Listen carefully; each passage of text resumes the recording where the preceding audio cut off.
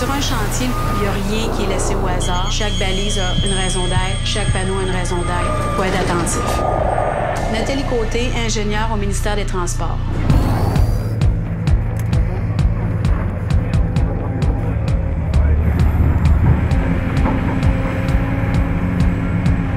Je m'appelle Catherine Boutin, je suis la chargée de projet de la campagne à la direction des communications. Aujourd'hui, on est à Sherbrooke, près d'un chantier, pour réaliser une de ces capsules télévisées.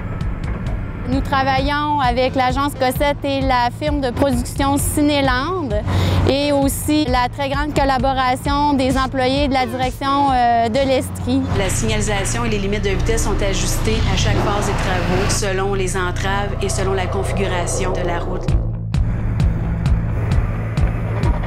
Je suis Hélène Beauchesne, conseillère en communication à la direction de l'Estrie. Et moi, je vais vous parler de ce que ça implique comme travail, le tournage de 4 publicités de 30 secondes. C'est une demande qui nous a été adressée par la direction des communications. C'est vraiment encadré par des règles de sécurité. C'est 2 jours de tournage, donc, avec une équipe de production. Il y avait environ une vingtaine de personnes.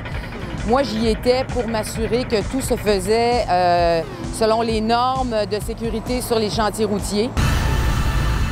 Alors, à la télévision, nous allons avoir 4 capsules de 30 secondes qui vont être diffusées à partir du 18 juin sur les ondes du réseau TVA, sur LCN et sur TVA Sport également.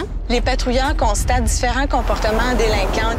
Sergente Martine Isabelle de la Sûreté du Québec. L'objectif des capsules est vraiment d'informer, de démystifier, de faire comprendre toute la planification de la signalisation et des mesures mises en place dans la zone de travaux au service de la sécurité et de la mobilité des usagers de la route. On remarque des excès de vitesse, des dépassements illégaux, des suivis de trop près et même des immobilisations dans les chantiers routiers. Nous avions besoin de lieux très spécifiques pour les fins du tournage. Il y a eu une première journée de travaux de repérage où on a défini avec les gens de la production les sites qui seraient retenus.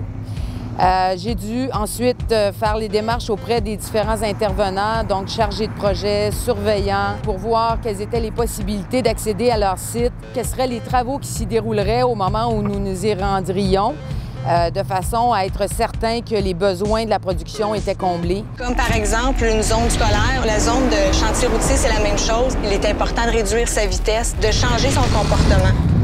Dans nos 4 capsules, en fait, on a 3 employés du ministère qui ont accepté de collaborer à notre projet, une ingénieure de l'Estrie, un ouvrier et également un signaleur routier.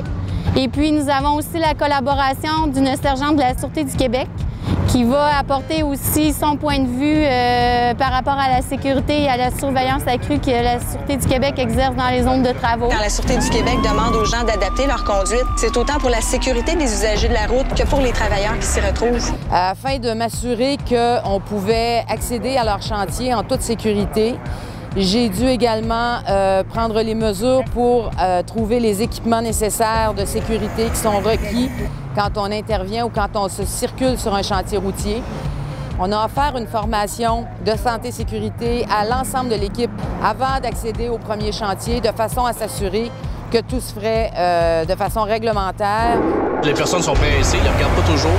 Et il y en a qui sont encore au cellulaire. Alors, quand c'est orange sur un chantier routier, on prend son temps, on est prudent et on est surtout très attentif à la signalisation. C'est le guide qui nous permet de circuler de façon sécuritaire sur un chantier. Quand vous voyez le panneau orange signaleur, ralentissez.